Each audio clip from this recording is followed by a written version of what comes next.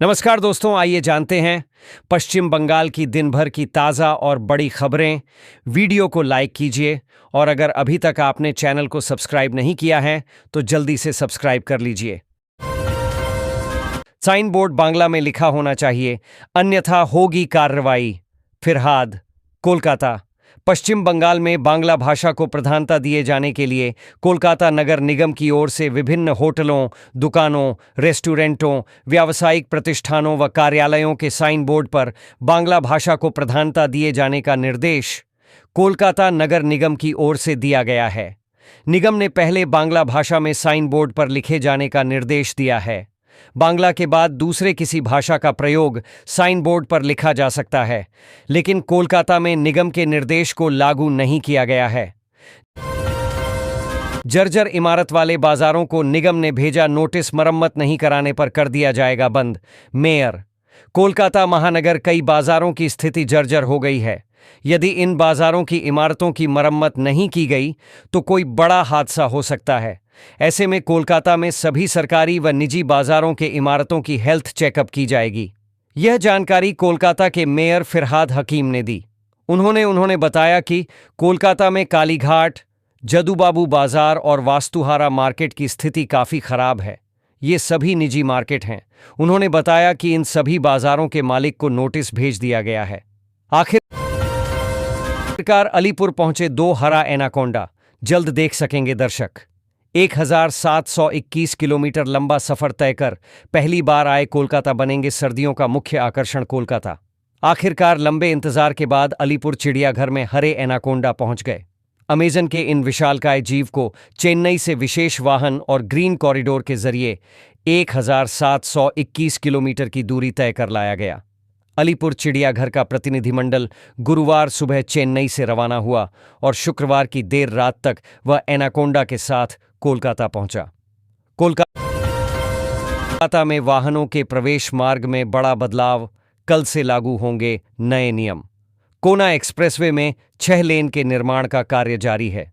ऐसे में Kolkata traffic police ने महानगर से जोड़ने वाले कुछ मार्गों में मालवाहन वाहनों की आवाजाही को लेकर अहम बदलाव किए हैं। कोलकाता में प्रवेश और निकासी करने वाले मालवाहक वाहनों की आवाजाही के लिए दूसरे मार्ग निर्धारित किए गए हैं। यह निर्देश 10 अगस्त से लागू होगा। 10 अगस्त से सुबह 6 से रात 11 बजे तक विद्यासागर सेतु और उसके रैंप्स में, सीजीआर रोड से बास्कुल ब्रिज में बड़े व मध्यम मालवाहक वाहनों की आवाजाही पर रोक रहेगी।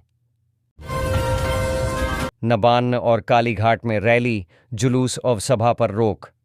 कोलकाता आरजी मेडिकल कॉलेज व अस्पताल में एक महिला प्रशिक्षु चिकित्सक से दुष्कर्म व हत्या की घटना को 1 वर्ष पूरा होने के मौके पर शनिवार को राज्य सचिवालय नबान्न और कालीघाट की ओर 2 अलग-अलग अभियानों का आह्वान किया गया है।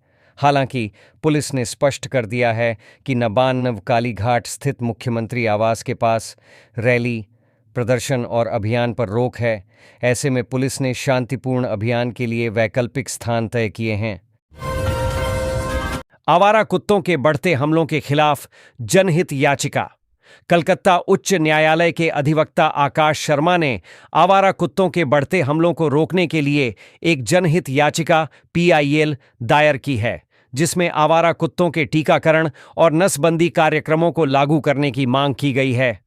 याचिका में आवारा कुत्तों से रेबीज जैसी घातक बीमारी के फैलने और अनियंत्रित आबादी के कारण सार्वजनिक स्वास्थ्य को होने वाले खतरों पर जोर दिया गया है। इसमें राष्ट्रव्यापी रेबीज रोधी टीकाकरण अभियान, पशु जन्म नियंत्रण ABC कार्यक्रम, जन जागरूकता अभियान और पशु कल्याण कानूनों के सख्त प्रवर्तन की मांग की गई है। पांव पसार रहा डेंगू। कोलकाता महानगर में अन्य वर्षों की तुलना में बारिश अधिक हो रही है। ऐसे में यह मौसम डेंगू फैलाने वाले मच्छरों के लिए उत्तम माना जाता है। इस मौसम में कोलकाता में डेंगू के मामले भी बढ़ रहे हैं।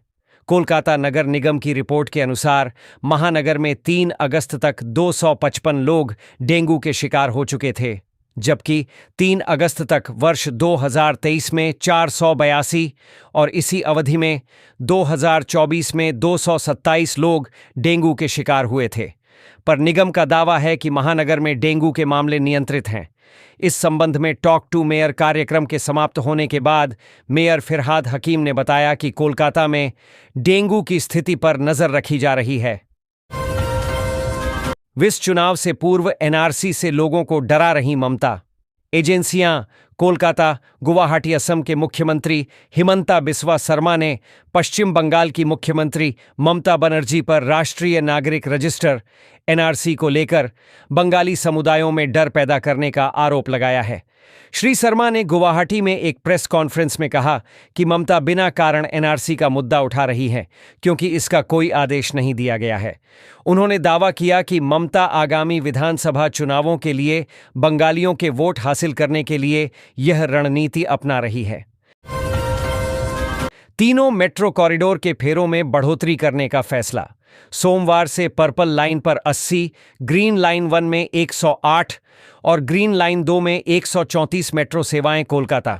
स्वतंत्रता दिवस के ठीक पहले कोलकाता मेट्रो रेलवे ने यात्रियों के लिए उपहारों का पिटारा खोल दिया है। यात्रियों की सुविधा के लिए मेट्रो सेवा में इजाफा करने के साथ ही मेट्रो फेरों में भी बढ़ोतरी करने जा रहा है। मिली जानकारी के अनुसार सोमवार से ग्रीन लाइन 1 सियालदह से salt lake sector 5, green line 2 Esplanade से हावड़ा मैदान और पर्पल लाइन जोका से माझेरहाट में मेट्रो के फेरों में बढ़ोतरी करने का फैसला किया है। पेयजल परियोजना के लिए धन आवंटित करने का निर्देश। कोलकाता 2026 में होने जा रहे विधानसभा चुनाव को ध्यान में रखते हुए राज्य में विकास की गति और तेज करने के लिए तृणमूल कांग्रेस ने पार्टी के जनप्रतिनिधियों के लिए नया दिशा निर्देश जारी किया है। तृणमूल के सांसदों और विधायकों को जन स्वास्थ्य विभाग की पेयजल परियोजना के लिए धन आवंटित करने का निर्देश दिया गया है। सांसदों के कोष से 1 करोड़ रुपए, विधायकों के कोष से 10 लाख रुपए और जिला परिषदों को उनके वार्षिक बजट की 5% राशि इस कार्य पर खर्च करना होगा। बांग्ला भाषा के साथ हो रहा अन्याय चिंताजनक। बिमान। पश्चिम बंगाल विधानसभा के अध्यक्ष बिमान बनर्जी ने बांग्ला भाषा के साथ हो रहे अन्याय पर गहरी चिंता व्यक्त की है। उन्होंने कहा कि यदि रवींद्रनाथ टैगोर आज जीवित होते तो बांग्ला भाषा की उपेक्षा देखकर उन्हें गहरा दुख होता। बिमान बनर्जी ने उल्लेख किया कि रवींद्रनाथ टैगोर को उनकी 16 बांग्ला कविताओं के संग्रह गीतांजलि के लिए नोबेल पुरस्कार प्राप्त हुआ था, जिसने विश्व स्तर पर बांग्ला साहित्य को गौरव प्रदान किया। उन्होंने कहा, रवींद्रनाथ टैगोर, स्वामी विवेकानंद, रामकृष्ण परमहंस जैसे महान व्यक्तित्वों ने पश्चिम बंगाल को वैश्विक पहचान दी। सौर ऊर्जा व कोयले से रसायन उत्पादन के उपायों पर दिया जोर। इसीएल की 50वीं वार्षिक आम सभा में सीएमडी सतीश झा ने प्रदर्शन पर डाला प्रकाश। आसनसोल। कोल इंडिया लिमिटेड सीआईएल की एक अनुषंगी कंपनी और अग्रणी कोयला उत्पादक company eastern coalfields limited ECL ने अपने सांकटोड़िया मुख्यालय में 50वीं वार्षिक आम सभा एजीएम आयोजित की। हाइब्रिड मोड में आयोजित सभा में व्यक्तिगत व वर्चुअल दोनों माध्यमों से भागीदारी की अनुमति दी गई, जिससे व्यापक जुड़ाव सुनिश्चित हुआ। बंगाल सरकार के प्रशासनिक कामकाज में हस्तक्षेप कर रही बाहरी एजेंसी। शुभेंदु।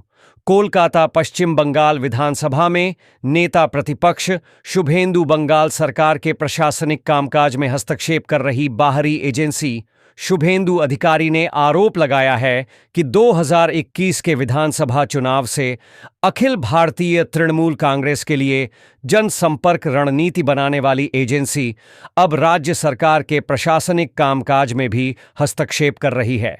भारतीय जनता पार्टी भाजपा के वरिष्ठ नेता ने शुक्रवार सुबह सोशल मीडिया मंच एक्स पर एक ईमेल का स्क्रीनशॉट साझा किया, जो कथित तौर पर उक्त एजेंसी के प्रतिनिधि द्वारा राज्य के सूचना एवं सांस्कृतिक कार्य विभाग के निदेशक और अतिरिक्त सचिव को भेजा गया था। 4 कर्मियों के निलंबन पर 92 घंटे में आयोग ने मांगी रिपोर्ट। 2 ईआरओ समेत 4 सरकारी कर्मचारियों को निलंबित करने के आदेश का पालन अब तक नहीं किया गया है। चुनाव आयोग ने राज्य के मुख्य सचिव मनोज पंत को फिर से पत्र भेजकर उन्हें याद दिलाया है।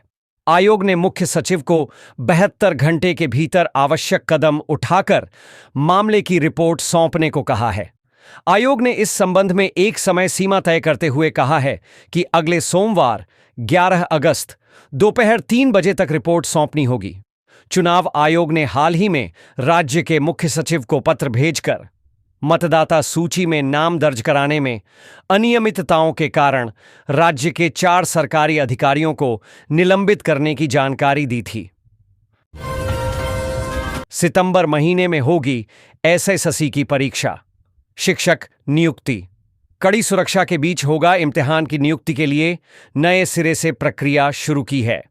बताया गया है कि स्कूल सेवा आयोग एसएससी की ओर से आयोजित की जाने वाली 9वीं, 10वीं और 11वीं, 12वीं स्तर की शिक्षक नियुक्ति परीक्षा को सुचारू और पारदर्शी तरीके से संपन्न कराने के लिए राज्य सरकार ने जिलाधिकारियों को विशेष दिशा निर्देश जारी किया है।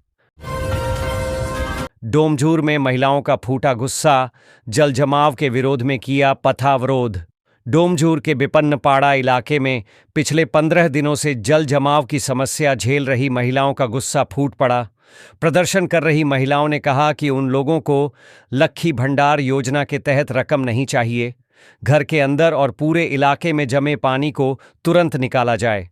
राज्य सरकार ने जनता की सुविधा के लिए आमादेर पाड़ा आमादेर समाधान योजना की शुरुआत की है। सरकार इसी योजना के तहत उन्हें इस संकट से उबारे। प्रदर्शनकारियों ने जल जमाव के विरोध में बेगड़ी ग्राम पंचायत के प्रधान का घेराव करते हुए पथावरोध भी किया।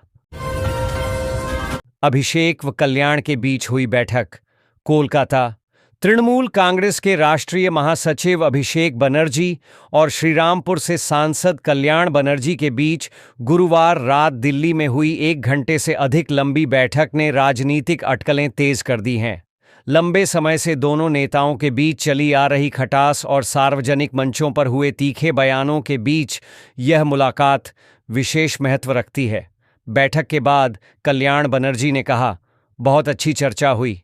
यह बयान ही राजनीतिक गलियारों में संकेत छोड़ गया। सूत्रों के अनुसार वार्ता में आपसी गलतफहमियां दूर करने, संगठन को मजबूत बनाने और 2026 विधानसभा चुनाव की तैयारी जैसे विषयों पर चर्चा हुई। 2016 के अभ्यर्थियों को नहीं मिली राहत। कोलकाता।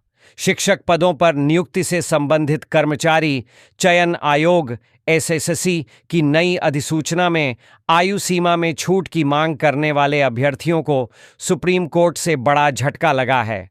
शीर्ष अदालत ने इस संबंध में दायर याचिका को खारिज करते हुए स्पष्ट किया कि आयु सीमा में छूट केवल विशेष परिस्थितियों में ही दी जा सकती है, सभी अभ्यर्थियों को नहीं। न्यायमूर्ति संजय कुमार और न्यायमूर्ति सतीश चंद्र शर्मा की पीठ ने कहा कि 2016 की भर्ती प्रक्रिया में असफल रहे उम्मीदवारों को दोबारा अवसर देने की कोई वैधानिक बाध्यता नहीं है। मेमारी स्टेशन पर लोकल ट्रेन के इंजन में फंसा रेल कर्मचारी का हाथ। तकनीकी खराबी के कारण 2 घंटे तक प्लेटफॉर्म पर खड़ी रही ट्रेन यात्रियों में मची खलबली। बर्दवान पानागढ़। पूर्व बर्दवान जिले के मेमारी रेलवे स्टेशन पर शुक्रवार सुबह एक असाधारण घटना के चलते हड़कंप मच गया। मेमारी स्टेशन के 3 नंबर प्लेटफॉर्म पर खड़ी 3,78,124 down Burdwan Howrah local train के इंजन में मरम्मत के दौरान एक रेलवे टेक्नीशियन का हाथ फंस गया। इस वजह से ट्रेन लगभग 2 घंटे तक प्लेटफॉर्म पर ही रुकी रही। यात्रियों ने बताया कि सुबह 7:26 पर ट्रेन को छोड़ा गया था। मेमरी स्टेशन पहुंचने के बाद इंजन में तकनीकी गड़बड़ी देखी गई। एसआईआर पर तत्काल चर्चा होनी चाहिए। अभिषेक। सांसद सह तृणमूल कांग्रेस के राष्ट्रीय महासचिव अभिषेक बनर्जी ने शुक्रवार को कहा कि इंडिया गठबंधन के किसी घटक दल और उनकी पार्टी का संसद में कामकाज बाधित करने का कोई इरादा है, लेकिन मतदाता सूची के विशेष गहन पुनरीक्षण एसआईआर पर तुरंत चर्चा होनी चाहिए। नई दिल्ली से लौटने के बाद एनएसएसी बोस अंतर्राष्ट्रीय हवाई अड्डे पर पत्रकारों से बातचीत में डायमंड हार्बर के सांसद ने कर्नाटक के एक विधानसभा क्षेत्र में मतदाता सूची में हेराफेरी के कांग्रेस नेता राहुल गांधी के आरोपों का समर्थन किया। जामुड़िया के पेट्रोल पंप पर हंगामा, तेल कम देने का लगा आरोप। जामुडिया जामुडिया स्थित एक पेट्रोल पंप पर एक ग्राहक के हंगामे के बाद तनाव की स्थिति पैदा हो गई। ग्राहक ने आरोप लगाया कि उसे 1,000 रुपये के बदले कम मात्रा में पेट्रोल दिया गया है। जानकारी के अनुसार एक ग्राहक ने अपनी गाड़ी में 1,000 रुपये का पेट्रोल भरवाया, लेकिन उसे लगा कि टंकी में अपेक्षित मात्रा से कम ईंधन गया है। इस पर उसने तुरंत पेट्रोल पंप के कर्मचारियों से सवाल किया, जिसके बाद दोनों पक्षों में तीखी बहस शुरू हो गई। देखते ही देखते वहां काफी भीड़ जमा हो गई। कुछ लोगों ने पंप की मशीन की जांच की मांग की, जबकि कर्मचारियों ने आरोपों को निराधार बताया। सीबीआई दफ्तर हटा देना चाहिए। बैरकपुर बेटी के साथ दुष्कर्म और हत्या को 1 साल बीत चुका है, लेकिन अभया के परिवार का आरोप है कि अभी तक न्याय नहीं हुआ है।